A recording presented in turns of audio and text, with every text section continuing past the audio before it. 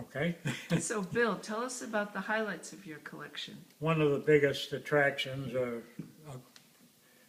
main parts of the collection is the bifurcate points and the early Dalton points, which are the early Archaic period.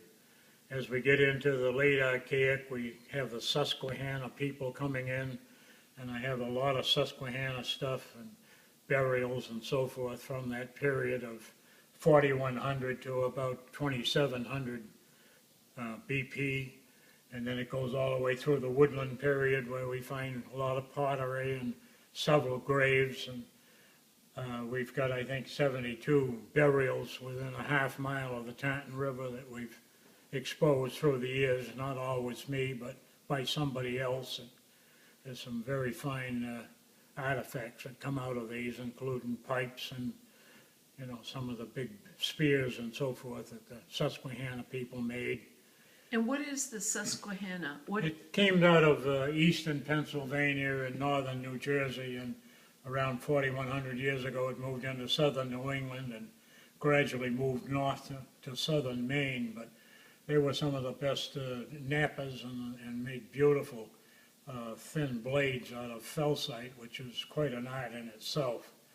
Show us some of your highlights of this collection that we have here at the Robbins. This big Atlantic blade was found on our farm. It's part of the beginning of the Susquehanna period when they made these big blades. There's a Perkiomen blade in that second frame over there. Is that in the middle there? Yeah, a big one in the middle. And what's a Perkiomen It blade? comes out of probably the mid-Atlantic states. It's very unusual to get one up here. And there's another Atlantic blade from the Titicut site.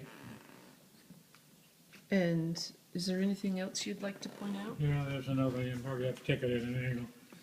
There's another Atlantic blade and a Perkiomen blade there from Trite's farm. And all these pieces are right along the Taunton River in that 1 mile stretch.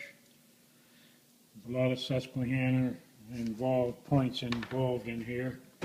And would the points be here because the people lived here, hunted here? Did they hunt elsewhere and the points? Yeah, but when they first came in, they came in seasonally, you know, with the heron run to start with and through the summer, and probably in the winter they went back into swamps or something where it was warmer. But by the late Archaic, they began to inhabit the sites almost permanently. And you have from 9,000 years up to contact with Right. Europeans? Yeah. And what, at the contact period, were... We find copper points, copper beads, copper pendants, and some of the other tools that they made. And they made a lot of them out of sheet copper or broken copper vessels. They found they lasted, I think, a little longer than the stone points. Thank you. In part 3, we're going to talk about the seals. Okay.